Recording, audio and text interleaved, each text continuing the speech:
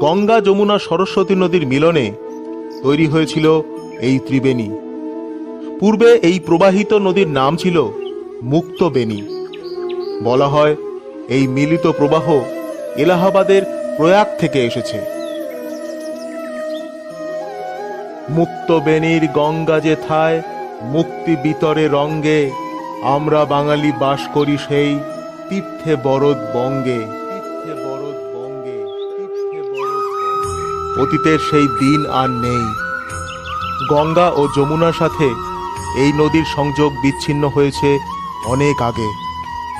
যে সরস্বতী নদীর তীরে গড়ে উঠেছিল বাংলা তথা পূর্ব ভারতের অন্যতম প্রধান নদীবন্দর সপ্তগ্রাম, যে নদীবন্দরের পথ ধরে ইংরেজ, পর্তুগিজ, ফরাসিদের প্রকাণ্ড সব বাণিজ্য জাহাজ সমুদ্রপথে চলে যেত ইউরোপের বিভিন্ন দেশে,